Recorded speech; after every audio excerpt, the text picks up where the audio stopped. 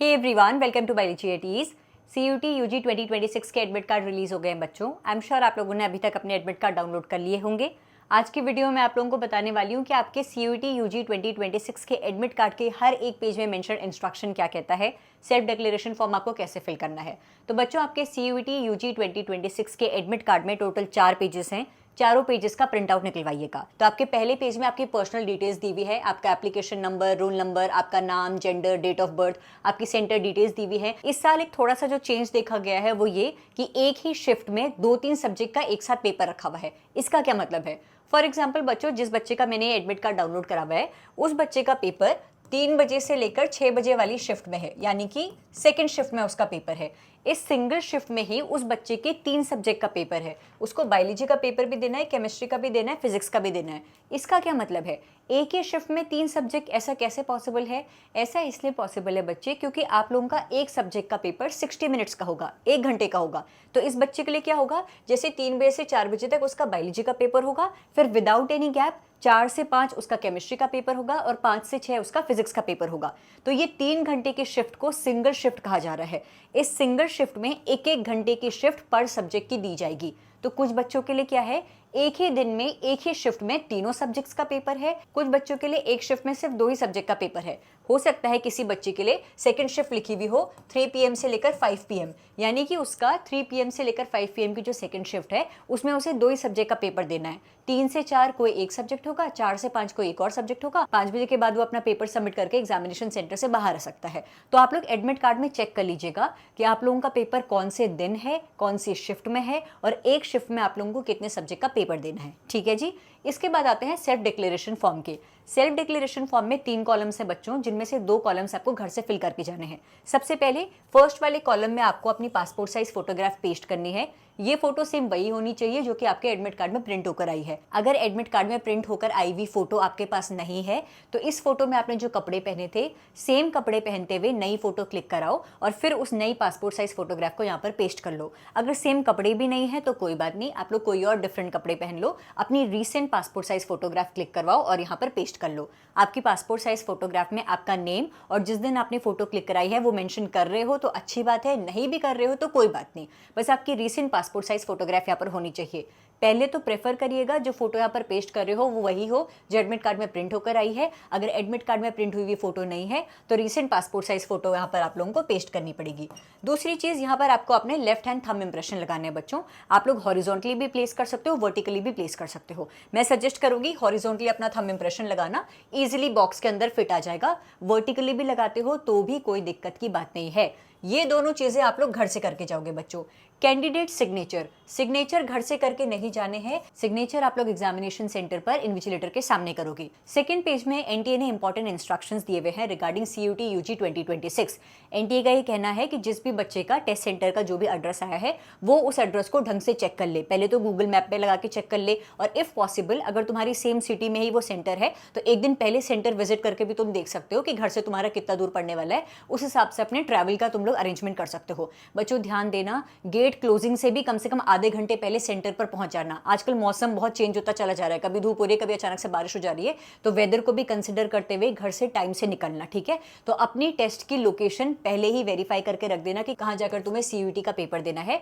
काफी बच्चों का पेपर एक ही दिन में मल्टीपल शिफ्ट्स में भी है। फॉर एग्जाम्पल हो सकता है किसी बच्चे का एक सब्जेक्ट का पेपर मॉर्निंग में हो और एक पेपर इवनिंग में हो। काफी बच्चे ऐसे भी है जिनका एक दिन में एक ही सब्जेक्ट का पेपर है। जैसे मैं कह रही हूँ, मंडे को उस बच्चे का बायो का पेपर है, उसके बाद थर्सडे को उस बच्चे का केमिस्ट्री का पेपर है। अगर आपका पेपर डिफरेंट दिन है तो हर दिन का आपको सेपरेट एडमिट कार्ड लेकर जाना पड़ेगा। अगर किसी बच्चे का पेपर एक ही दिन में है, जैसे कि इस बच्चे का पेपर देखो, इस बच्चे का पेपर एक ही शिफ्ट में तीनों सब्जेक्ट का है, तो इसका काम एक ही एडमिट कार्ड से चल जाएगा क्योंकि एक सिंगल शिफ्ट में उसको लगातार बैक टू बैक बिना किसी ब्रेक के तीनों सब्जेक्ट का पेपर देना है। लेकिन किसी बच्चे का पेपर अगर आज है, उसके बाद कल है, नेक्स्ट डे के पेपर के लिए आप लोगों को सेपरेट एडमिट कार्ड कैरी करना पड़ेगा। तो सेफ साइड के लिए हर एक बच्चा अपने एडमिट कार्ड के फर्स्ट पेज की कम से कम 5 कॉपी निकाल के रखे। तुम निकाल के रख दो ना, ज्यादा हो जाएंगी, तुम्हारा क्या जा रहा है। Coloured print out of first page of CUET UG 2026 का एडमिट कार्ड कम से कम 5 कॉपी हर बच्चा सेफ साइड के लिए निकाल के रखे। सिंगल शिफ्ट में पेपर है तो एक एडमिट कार्ड से काम चल जाएगा।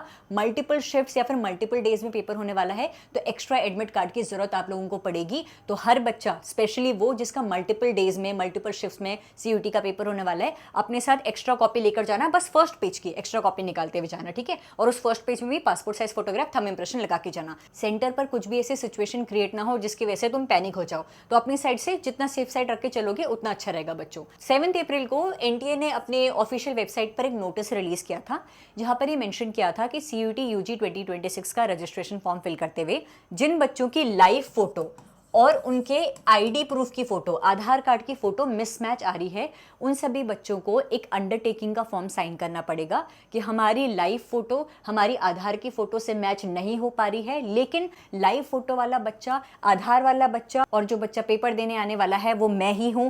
ये अंडरटेकिंग का फॉर्म आपको किसी गेजेटेड ऑफिसर से साइन कराना पड़ेगा। 7 अप्रैल को नोटिस रिलीज हुआ था ना एनटीए के, 7 अप्रैल वाले उस नोटिस से एनटीए ने उस नोटिस में एक अंडरटेकिंग का फॉर्म दिया है। उस फॉर्म को किसी गेजेटेड ऑफिसर से साइन कराइएगा, कोई गेजेटेड ऑफिसर या फिर आपके खुद के स्कूल के प्रिंसिपल। गेजेटेड ऑफिसर में कौन आ जाते हैं, जैसे कि tehsildar, revenue officer, SDM, DM, class 1 gazetted officer से साइन करवाइए, या फिर अपने स्कूल के प्रिंसिपल से आपको वो अंडरटेकिंग का फॉर्म साइन करवाना है।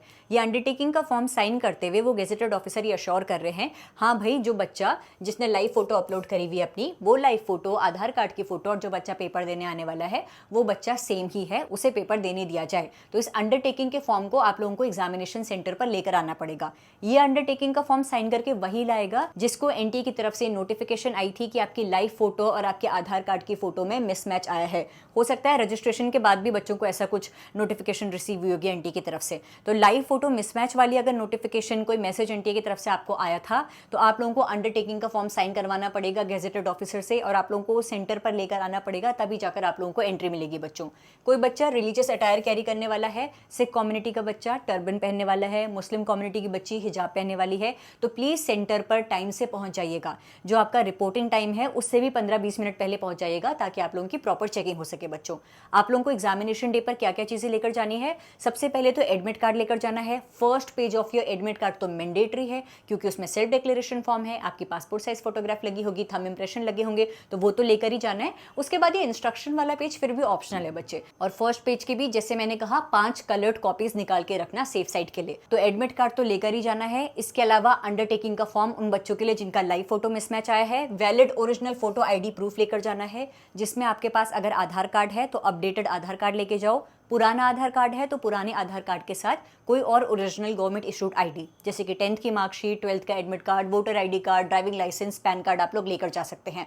ये सभी चीजें लेकर जाओगे तभी एग्जामिनेशन सेंटर पर एंट्री मिलेगी। उसके अलावा आप लोग ट्रांसपेरेंट वाटर बॉटल लेकर जा सकते हैं। रफ वर्क करने के लिए बॉल पॉइंट पेन आप लोग लेकर जा सकते हैं बच्चों। आपका पेपर तो सीबीटी मोड में होने वाला है ना, लेकिन कैलकुलेशन करने के लिए आप लोग बॉल पॉइंट पेन घर से लेकर आ सकते हैं। इसके अलावा 2 एक्स्ट्रा पासपोर्ट साइज फोटोग्राफ लेकर जानी है। किसी भी मेडिकल रीजन की वजह से अगर आपको कोई मेडिसिन कैरी करनी है, आप कैरी कर सकते हो बच्चों। कोई डायबिटिक बच्चा है, फ्रूट्स कैरी करने की सोच रहा है, तो आप लोगों को अलाउड है।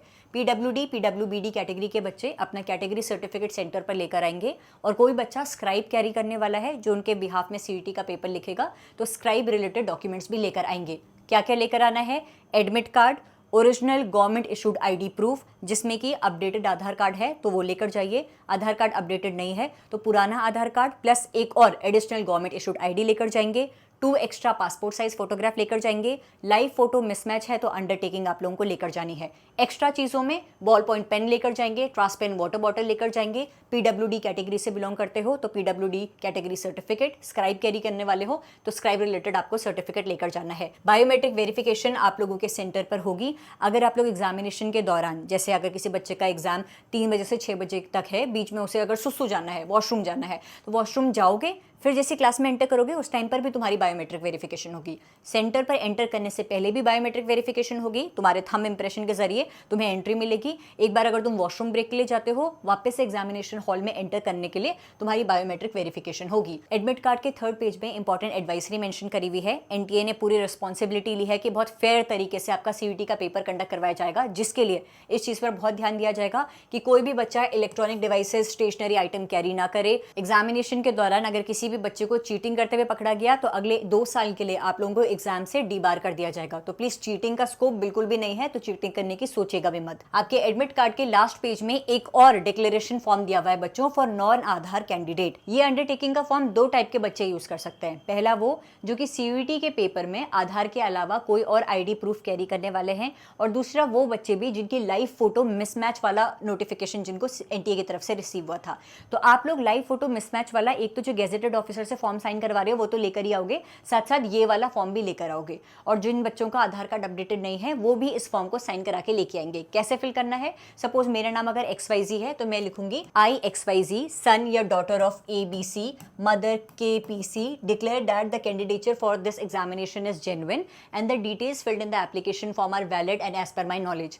मेरी जो एप्लीकेशन फॉर्म में फोटो अपलोड हुई है वो मेरे फेस से इसलिए मिसमैच नहीं हो रही है क्योंकि हो सकता है लाइव फोटो क्लिक करते हुए क्या हुआ होगा, एक ब्लैंक इमेज अपलोड हो गई होगी। कोई एक पे मार्क कर लीजिएगा कि मेरी जो इमेज है वो पुअर क्वालिटी की रही होगी, या फिर इनकरेक्ट इमेज गलती से अपलोड हो गई होगी। किसी एक ऑप्शन पे आप टिक कर लीजिएगा, या फिर कोई और रीजन है जिसकी वजह से आपको लगता है कि आपकी लाइव फोटो ब्लर आई है, मिसमैच आई है, वो आप लिख सकते हैं। अपना CUT 2026 का एप्लीकेशन नंबर लिखिएगा, रोल नंबर लिखिएगा, अपना नाम यहाँ पर लिखिएगा। आधार के अलावा कौन सा आईडी प्रूफ आप लाने की सोच रहे हैं उस आईडी प्रूफ का नाम लिखिएगा। सपोज ड्राइविंग लाइसेंस ला रहे हैं तो ड्राइविंग लाइसेंस लिखा, यहाँ पर अपना लाइसेंस का नंबर लिखा, किस डेट में आप ये कैरी करने वाले हैं। सपोज मैं कह रही हूँ आप 12 मई को ही कैरी करने वाले हैं तो आपने यहाँ पे 12th में लिखी। कौन सी शिफ्ट में आपका पेपर होने वाला है आपने लिखा, सपोज सेकंड शिफ्ट में हो रहा है तो वो चीज लिख दी है। Remarks by the NTA observer, यहाँ पर आपके जो एनटीए के ऑब्जर्वर है वो यहाँ पे इसको फिल करेंगे और यहाँ पर आप इन्विजिलेटर के सामने ही यहाँ पर साइन करेंगे।